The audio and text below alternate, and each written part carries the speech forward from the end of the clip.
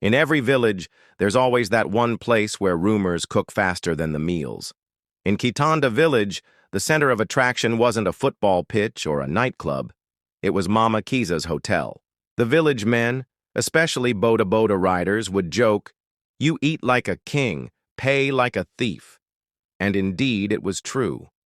Always when someone looked for a hotel to eat from, they would choose the cheapest, and Mama Kiza's was number one. But for all these years, no one had ever asked how or why her food was so cheap. They were just happy their stomachs were full.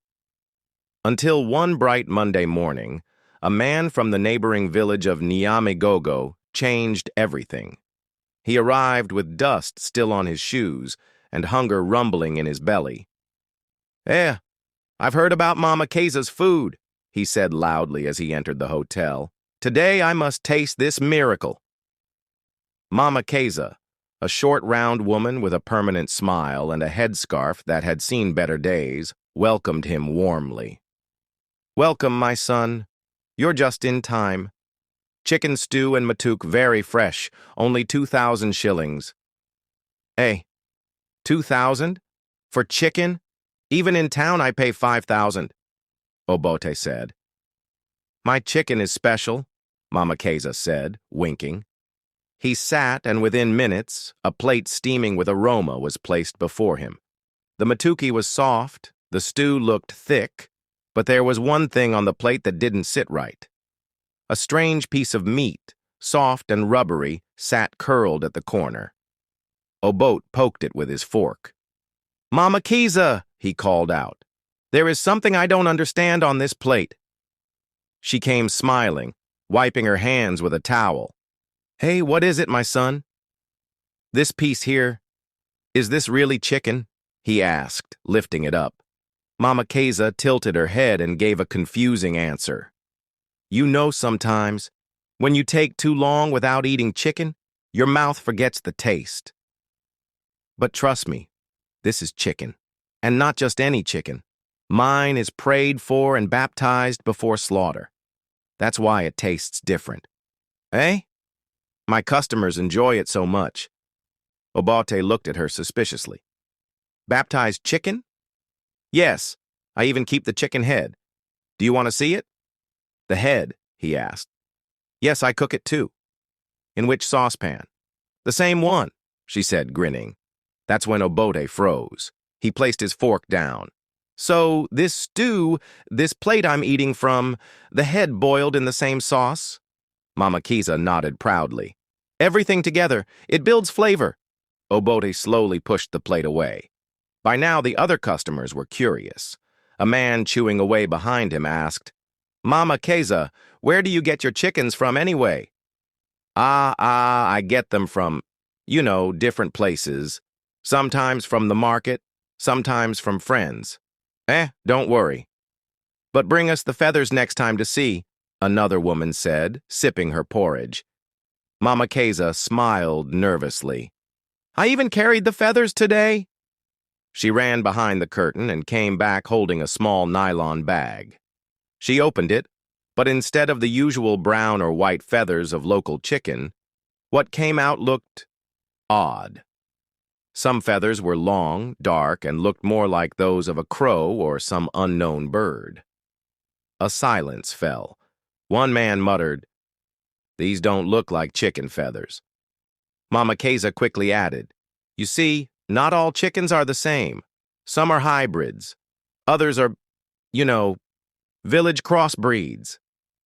"Bring the saucepan," another customer demanded. "We want to check the remaining pieces." Mama Kiza hesitated. It's still hot." "We wait. It has bones." "Even better. I left it at home." A man stood up. "You said you cooked here. How is it at home?" Okay, she said. "Let me bring it." As she turned to go, someone called out, "If you don't bring it, we're calling the police." That worked like medicine. Within 10 minutes, she came back holding a blackened aluminum saucepan. She placed it on the table. The smell was strong, not unpleasant, but different. One by one, the villagers gathered around. Someone opened the lid. Inside were floating pieces of meat, bones, and one grayish piece that looked like a beak. A woman screamed. "Let's identify piece by piece," one of the men said. They began picking. "This one, what part is this?" "Maybe the thigh," someone guessed. "And this? Looks like a wing? Or a snake?" The room was in confusion. "Hey, this one has 2 joints. Chicken has how many legs?" someone shouted. Another woman, now suspicious, whispered, "Do chickens have webbed feet?" "No, that's a duck." "Or maybe a crow?" Voices overlapped. Someone shouted, "This is not chicken." Mama Kiza tried to defend herself. "Hey, my friends, you know sometimes birds look different. It depends on what they eat, how they walk, how they live. Some have big legs, some small. Don't judge my meat by shape." A man said. "Shape? This one has a long neck like a snake." Someone ran out to vomit. Obote was still seated, staring at his plate like it had committed a crime. Another customer stood and said, "So all this time, what have we been eating?" Mama Kiza clapped her hands nervously. "Let me explain. Let me explain. The chicken is special. That's why it's cheap. Other hotels charge more, but mine is affordable because I care." "Care about what? Our lives?" someone shouted. "Let her eat too," a woman shouted. "Yes, bring her a plate," another echoed. Mama Kiza began to sweat. "Hey, I already tasted it this morning." "We didn't see you." "Okay, my stomach is full." "Eat or we call police," she laughed. "Hey, you people, me, I am fasting today. The Lord's work is serious." They didn't laugh back. Mama Kiza was cornered. The pot was open. The feathers were strange. The beak floated like a ghost. As tension built, one man said, "Let's wait. We must find out where these birds come from." The breeze outside shifted, carrying in the smell of dust and ripe mangoes. Inside the cramped hotel, the air was thicker than the stew. Everyone stared at Mama Kiza. The saucepan sat in the middle like a witness who refused to lie. The more the villagers looked, the more questions grew legs. "Hey, Mama Kiza," said the chairman's wife, Auntie Peace, folding her arms.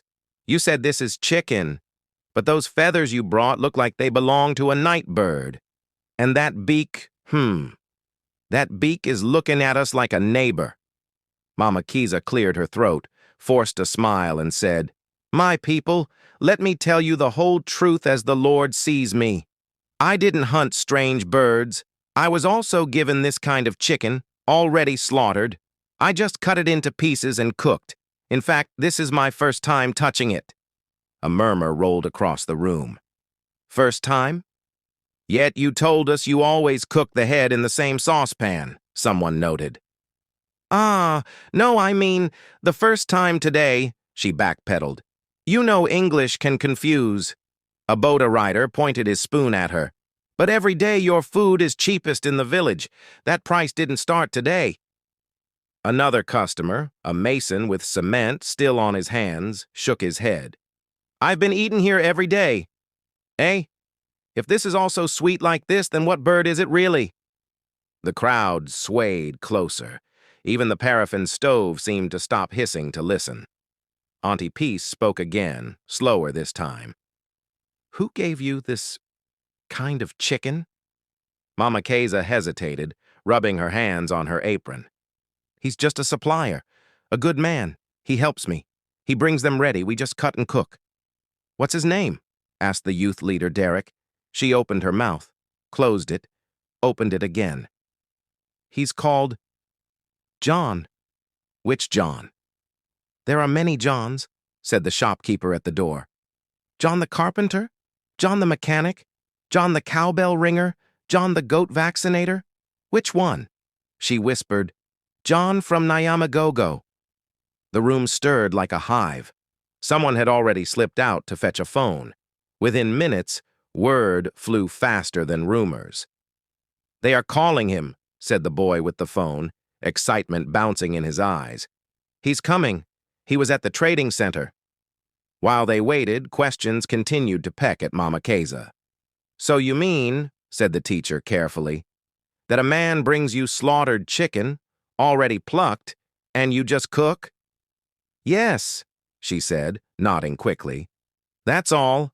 I cook, I pray, I even baptize the meat. That's my secret spice." "Then why are the feathers in your bag not chicken feathers?" the teacher pressed. "Those ones?" She glanced at the bag. I think I mixed bags. You see, my niece was playing with feather toys. Children are confusing. Let us focus on the main issue, the taste. You people even licked your fingers." The boda rider shook his head. "Madam, taste without truth is a trap." Before the debate could grow longer legs, a shadow filled the doorway. A tall man in a faded maroon shirt, boots covered in dust, entered with the caution of a cat. He avoided eye contact at first, then greeted the room. "Hey, my people, I'm John," he said softly. "Welcome, John," Auntie Peace replied, not smiling. "We have only one question. What exactly have you been supplying to this hotel?" John's tongue clicked against his teeth, a sound of worry. He scratched his head. "Chicken." "Which chicken?" Derek asked. "Local? Hybrid? What breed? Why do the feathers look like a crow's uncle?" Special chicken," John said, eyes sliding toward the window. "City breed." "City breed?" the teacher repeated. "From which city? Kampala? Dubai? Which one?" John swallowed. From the big yards. You know those places behind the maize mill. Very special. Very affordable." The mason frowned. "Big yards? Do they sell birds there?" John shifted again. "They arrived there." Obote, the hungry traveler from Nyamigogo who had started the chaos, leaned forward. "Brother, speak like a man who knows that lies have short legs. Did you bring chicken or not?" John's eyes landed on Mama Kiza. She shot him a look that was half warning, half plea. The crowd saw it and remembered every cheap plate they had ever eaten. "Tell us the truth," Auntie Peace said, her voice firm. "This is food. Food is not a joke." John's shoulders fell. He sighed the sigh of a man whose story had been heavy for too long. "Okay, let me explain how I entered this business." Silence settled like dust after rain. He began. 3 months ago, I was broke. My small bicycle repair shop had failed. I was living on porridge and promises. One evening, Mama Kiza found me at the trading center. She told me she had customers but could no longer afford local chicken. She said, "John, if you bring me a cheaper alternative, I will pay you every week. Not only that, when my husband travels for timber and stays 2 nights, pass by, eat, relax, I will appreciate you." The room exhaled, long and low. Murmured someone at the back. John raised his hands. "Don't throw stones yet. I'm telling it as it happened." I asked her, "Which alternative?" She said she heard of people who supply city birds, birds that live near big markets and dumping sites. Some call them scavengers. I asked why. She said customers don't ask too many questions when the stew tastes good and the price is low. He paused. The boda rider muttered, "Ha." John continued. "At first I refused. I feared God. I feared the council. I feared my mother's spirit. But the way poverty was pressing my ribs, I said, let me try once. I met a man at night who catches those birds. They are not exactly chicken, but when they are cut small, add tomatoes and onions. Who notices? I brought the first batch. She mixed it in the same saucepan with bones from real chicken stock so the smell can deceive the nose. The room broke into whispers.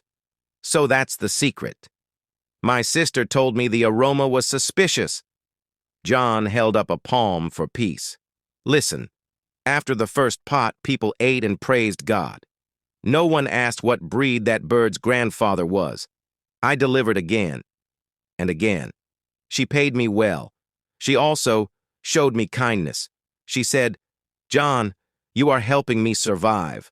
I will not forget you. He dropped his gaze. A stern voice rose, Auntie Peace again.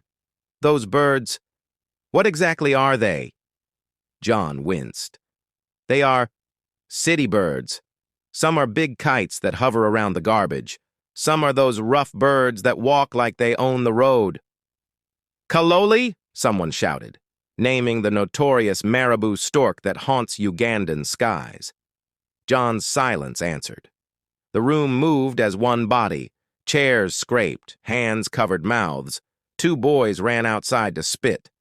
"Hey, hey, hey!" the mason cried. "You mean I've been eating kaloli soup and smiling?" The teacher steadied himself. "Is that even safe?" Obote looked at his plate like an enemy had hid inside it. No wonder the taste was strange, but somehow delicious. My tongue is confused. A thin woman near the door started fanning herself with a plastic plate. So that's why it was the cheapest in the village. Ha! Eat like a king, pay like a thief. But the king was eating from a dust bin. Voices roared over each other. Another man blurted, "But to be honest, don't beat me. I have been eating here every day and enjoying. Eh? This kind of bird is also sweet like this? My stomach has been singing." "Keep quiet, Salongo," his wife hissed, smacking his arm. "Are you trying to praise sin?" All eyes swung back to Mama Kiza. She looked smaller now, like her headscarf had shrunk in shame. Still, she tried one last defense. "My people," she said, hands shaking. "Let me explain. I started this because times are hard. Maize prices went up, firewood went up, cooking oil went up, but your pockets went down. If I kept selling real chicken, you would stop coming. I feared to close. I feared to watch my children sleep without supper. It started as survival." The teacher asked quietly, "Why didn't you tell the truth? Why baptize a lie and call it a business?" She opened her mouth, then shut it, then whispered, "Because you would not have come." Derek stepped forward. "There is one last test. If the food is as harmless as you say, sit and eat what we ate." The room fell to a needle-tip silence. Mama Kiza forced a laugh. My son, you know I promised God I am fasting today. From sunrise to sunset, only water. Then break your fast early," Derek replied, "or we call the police." She clutched her stomach. Ulcer. Doctor said I shouldn't taste oil before evening." "Then take a dry piece. No soup." I took medicine. It reacts with, bring her a banana to push it down," someone suggested, deadpan. She looked to the ceiling like she expected a rope to lower and rescue her. "You people, temptation is not good. Even Jesus refused to jump from the temple." "Eat," the crowd answered in one voice. A plate was placed before her, matuk, and a generous scoop from the questioned saucepan. The beak looked like it had traveled far to attend this meeting. She stared at it the way a cat stares at a bath. "Just one bite," Auntie Peace said.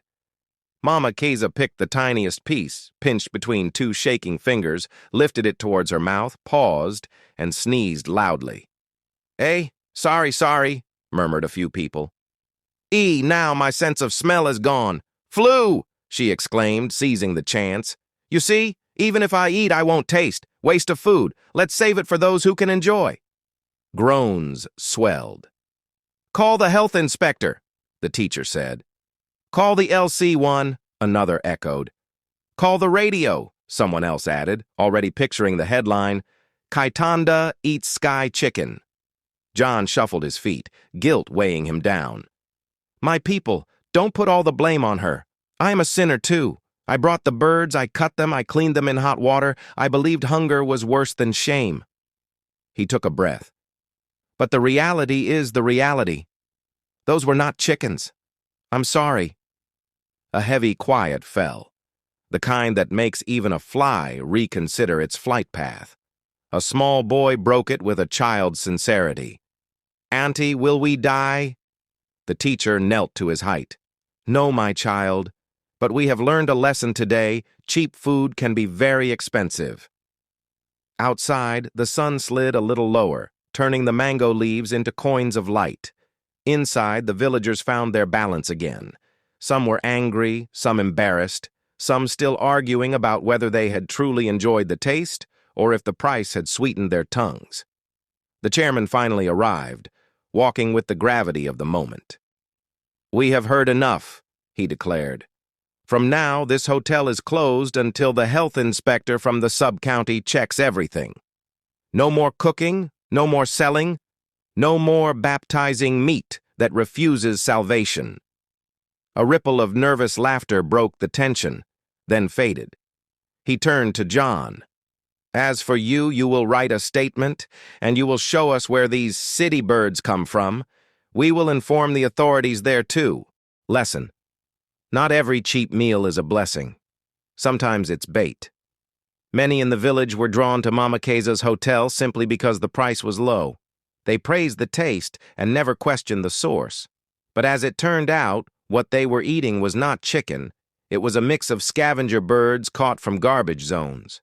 A cheap meal filled the stomach, but it risked their health. In life, not everything that appears good is truly good. Sometimes comfort and affordability can blind us to hidden dangers. Just as not all food is safe, not all decisions that feel right are wise. 2. Be sure your sin will find you out. Numbers 32:23. Lies may simmer for a while, but they always boil to the surface. Mama Kiza wrapped her dishonesty in prayers. She claimed her meat was baptized and prepared with love, but underneath it all was deceit. John, her supplier, also justified his actions with poverty, forgetting that survival cannot be built on falsehood. They thought their secret was well hidden, until a stranger's question unraveled everything. This is a reminder that truth always comes out, even if delayed. It may arrive through an innocent plate of food, a suspicious feather, or a child's question.